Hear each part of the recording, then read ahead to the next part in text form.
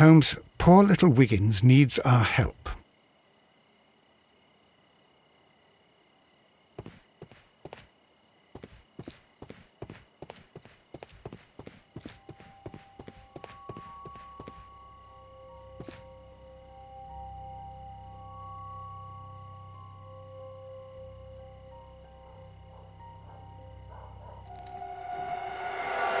Please, gentlemen, leave the scene now.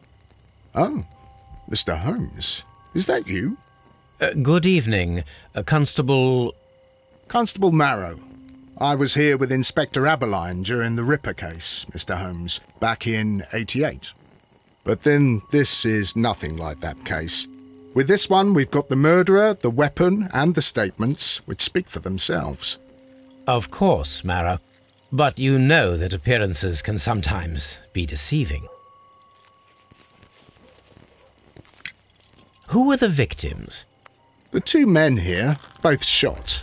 The stout fellow was Brian Vercotti, a well-known ruffian. The other, Kenneth Butler, a jeweller by trade. You spoke of statements. You have witnesses? Well, I was there, so I gave my own statement. And then there were two other witnesses who said they saw the killer Chapman. Mr. Turner, a gentleman who lives in that flat over there. And Polly Powell, a flower seller, who was over at the far side of the street. So, Constable Marrow, I should be delighted to hear your testimony. I was standing at the north side of Half Moon Street. That was the side that you came from. But you would have been unable to observe this part of the street, where we are standing now. That is correct. But I saw the two victims slowly enter Half Moon Street, and then shortly after, the fireworks started. A few minutes after that, the fellow Chapman rushed towards me and ran into Half Moon Street. Please continue. I didn't pay attention, but suddenly I heard a woman's cries and police whistles on the other side of Half Moon Street. I rushed over there and I saw the two dead bodies on the ground. When I reached Whitechapel Street, I saw Leighton Chapman. He'd been caught by two police constables.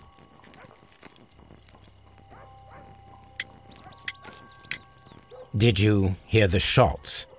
I didn't hear any shots. The fireworks were all over the sky. They were so loud I couldn't hear anything else.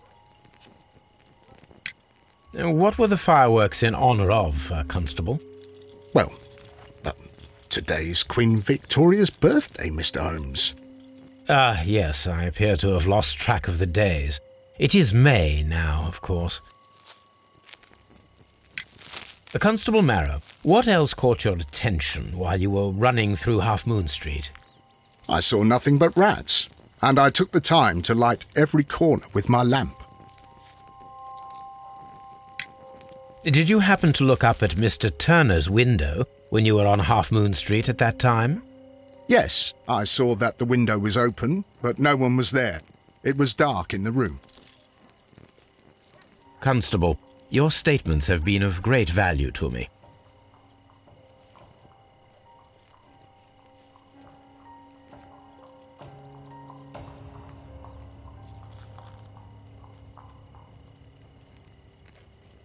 A tattoo from Westgate Prison.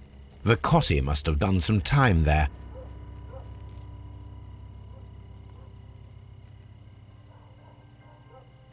He tried to stop the bleeding with his hand. Death was not instant. The bullet penetrated his stomach, a dreadful wound.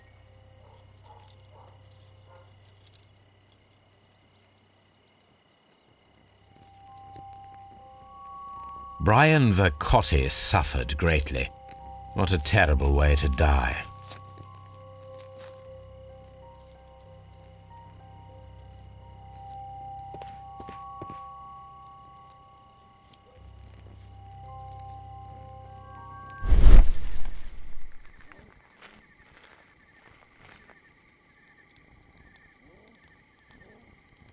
A piece of wood that has stuck between the cobblestones.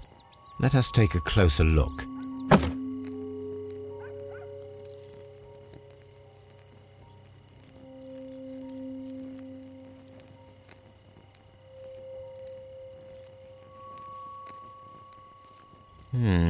This shard of wood is quite new.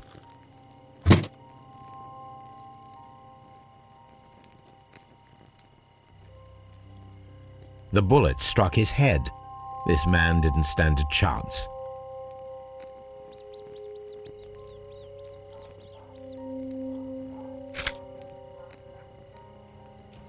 This is an ordinary key. I wonder what kind of door it opens.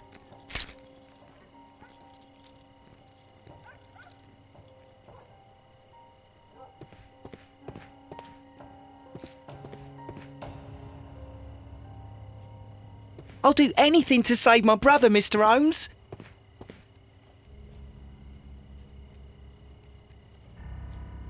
Good evening, Mr. Turner.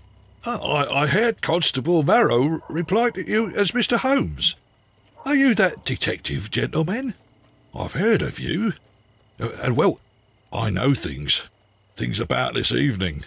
Excellent. Might we hear your story?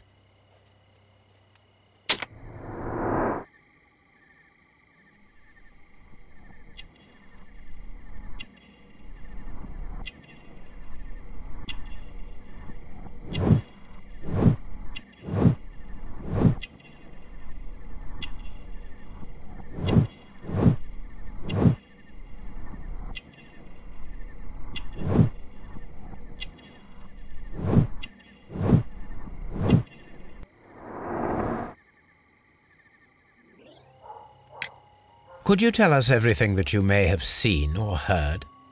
I was already in bed when the fireworks started. A few moments after, I clearly heard 2 gunshots from outside. Please continue. I quickly got up and I grabbed the lamp from my nightstand and I rushed towards the window. I looked down and I saw 2 bodies. And there was a man with a gun who was standing nearby. Where exactly? Well, near this body. Did he notice you? I don't think so. He rushed towards Whitechapel Street without looking around. Mr. Turner, did you see anyone else in the street? No, I saw no one but that man, the murderer, the fellow they caught. Were the 2 shots you heard consecutive?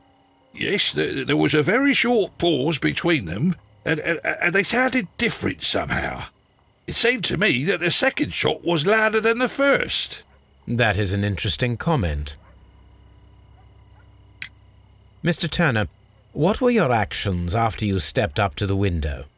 I was afraid that the man with a gun might return, so I stayed close to the window till I saw the policeman coming in the Half Moon from Whitechapel. Then I walked out to tell them everything I saw.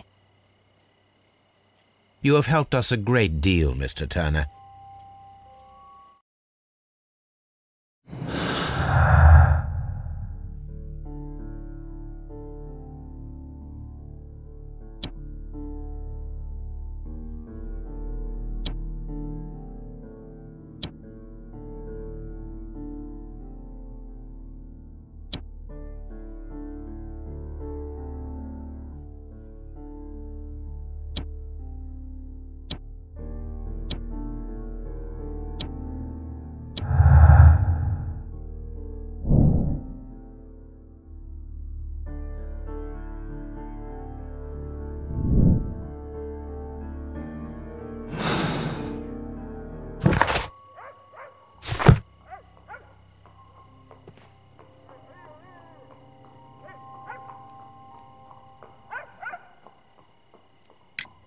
Mr. Turner, you have stated that you remained close by your window after the crime, is that correct?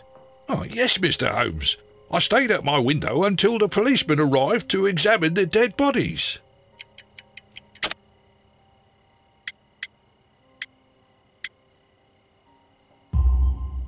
That is very interesting, Mr. Turner.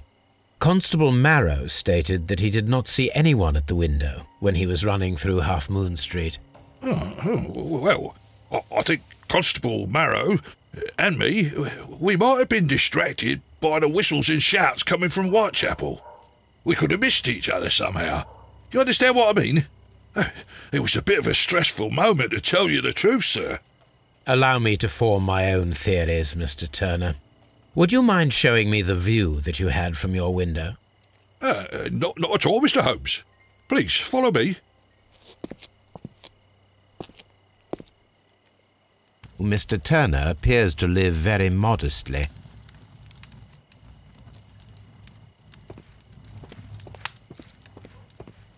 Mr. Turner was roused from his bed by the sound of gunshots.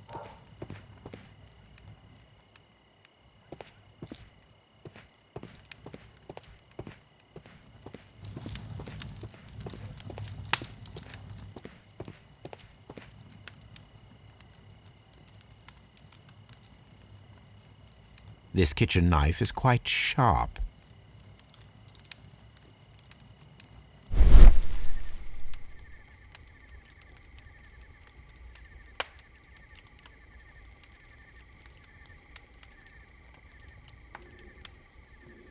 There are pieces of shredded paper scattered over the table. This kitchen knife was used to cut the paper.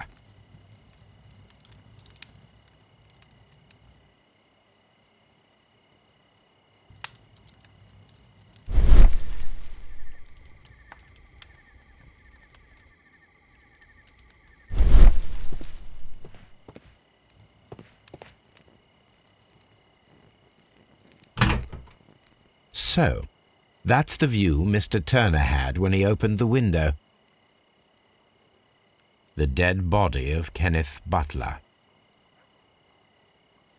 Brian Vercotti's contorted corpse. Mr. Turner had a perfect view of the crime scene. He saw the bodies clearly, and Leighton Chapman standing over them.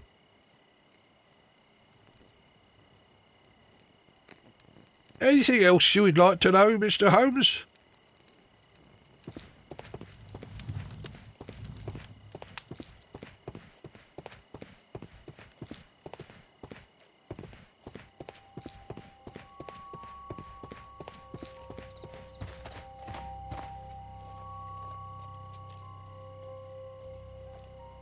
Mrs. Powell?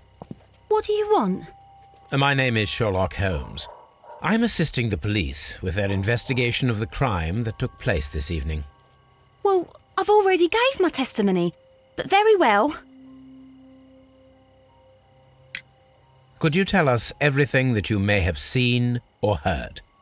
Yes. I was selling my flowers as usual, and then the fireworks began, in honour of Queen Victoria. I enjoyed those. But then, all of a sudden, a young lad ran out of Half Moon Street and stopped just by me. He had a gun in his hand. He was like a ghost and all covered in blood. It was dark, but I could see him because of the flashes from the fireworks. And then? I screamed as loud as I could. I knew that a policeman should be on duty in the vicinity. He had no time to escape. 2 constables got him. Then another constable came out from the very same street and I heard him talking of a horrible murder. Did you see anyone else leaving Half Moon Street, prior to or at the time of the crime? No, sir, I did not. Even with all the fireworks, I was very attentive, as I'm always on the lookout for customers. Mrs. Powell, did you hear the gunshots? I'm not sure. You know, what with the fireworks? My thanks to you, Mrs. Powell.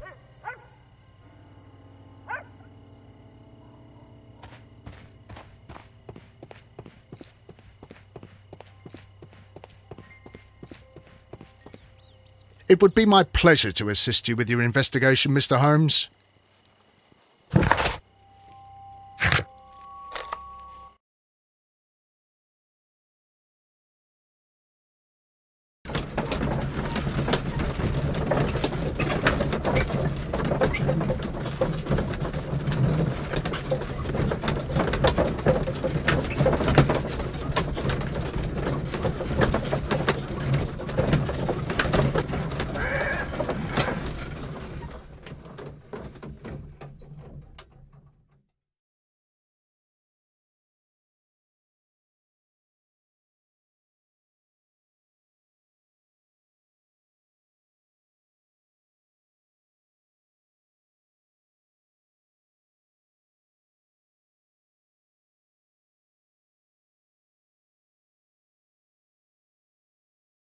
Mr. Holmes, whatever brings you here so late at night?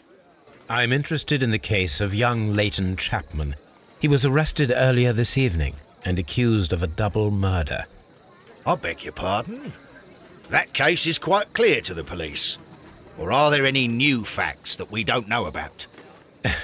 Who knows, Inspector? Look, you are free to investigate, of course, Mr. Holmes.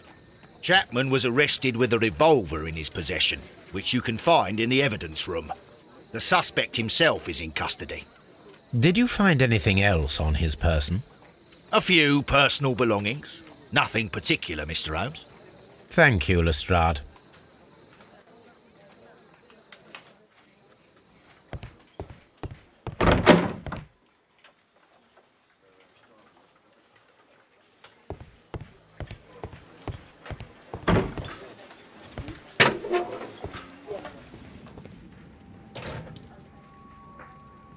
So this is the gun that Leighton was holding when he was caught by the police. It is a Webley revolver, a reliable weapon. It seems as though the shells were not removed from the cylinder.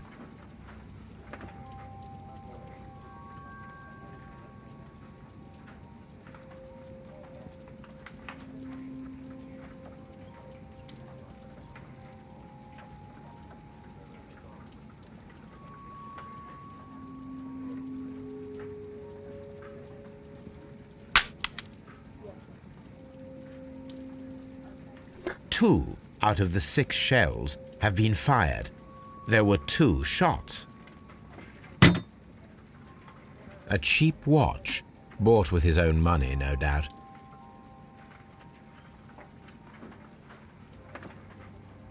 These cigarettes are filled with cheap tobacco, nothing interesting.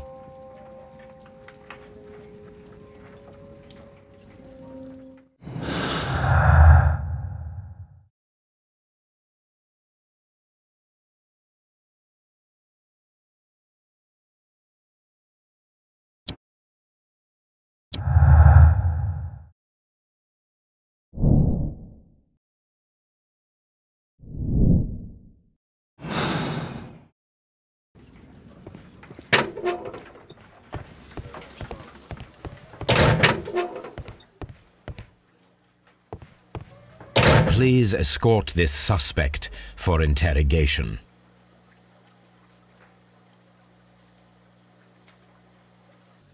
Good evening, Mr. Chapman. Who are you? I've got nothing to say. It's all a mistake. Calm down, Leighton. I have come here to help you. To find out if you truly are innocent, as your younger brother Wiggins has told me. My brother? You know him? Then that means you're... Sherlock Holmes. Oh, blimey. All right, Mr. Holmes. I'll tell you everything.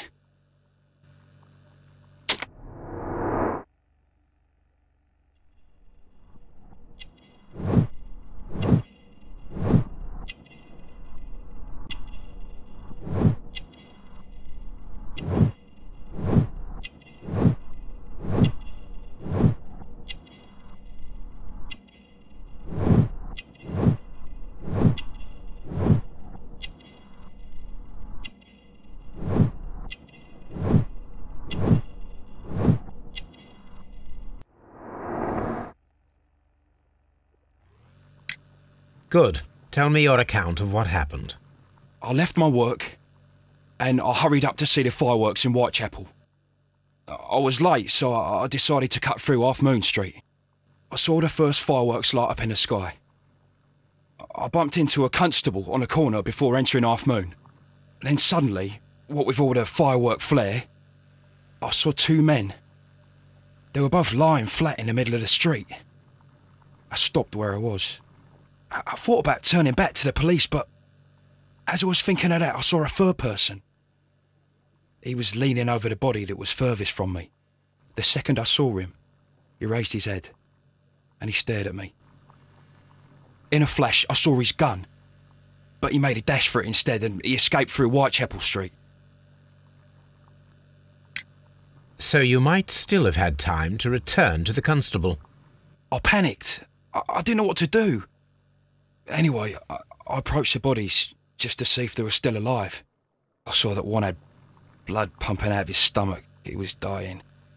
It was horrible. The second one was already dead. He had a hole in his head. He was holding a gun in his hand, though. I took it, and then I followed the third man. Interesting. Pray, continue. I turned a corner, and I saw the man standing in the middle of the street. He seemed to be in some sort of panic. And then, Mr. Holmes, something strange happened. I told the police and they laughed at what I said, but I swear to you, my words are true. I started running towards him. But then I was blinded by a flash.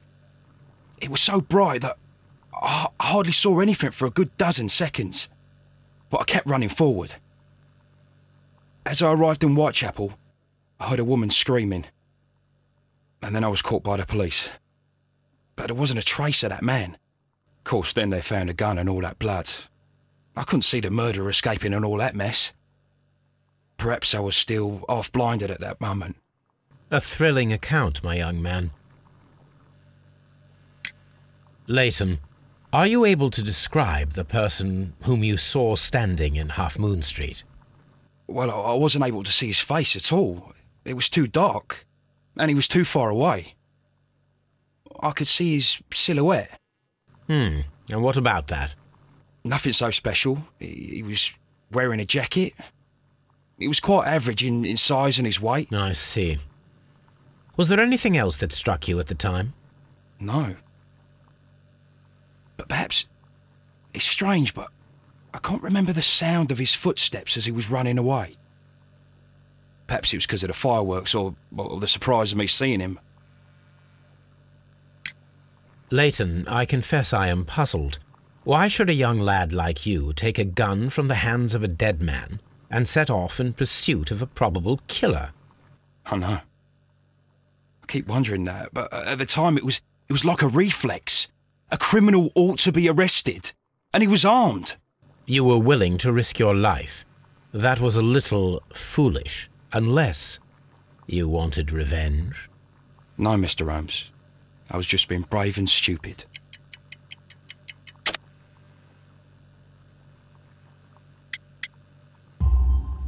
I'm sure that you were, but I believe that you may have recognized one of the victims, Brian Vercotti. You knew that gentleman well, did you not? However could you know that? You have a typical tattoo of the Westgate Brotherhood upon your hand. I observed exactly the same mark upon Mr. Vercotti. You came to know him from your sharing a past prison sentence. Am I correct, Mr. Chapman? Oh, God. You're right, Mr. Holmes. Would you tell me a little about Brian Vercotti? We were convicted for a robbery. Once in prison, both of us joined one of these fraternities. During that year, we tried to help each other out, you know? You were quite young then, I believe. Yes, Mr. Holmes, we were. We'd only stolen a pound of meat. After we were released and when I saw what my little brother had become, I decided to work towards living an honest life. And Vercotti? He had a hard time. His sister had died in a Whitechapel dispensary while he was in prison. He had no family anymore. Our paths split. He fell back into crime. So you lost him? Yes. And for around 2 years, I heard no news of him at all. We shall see you soon, young man.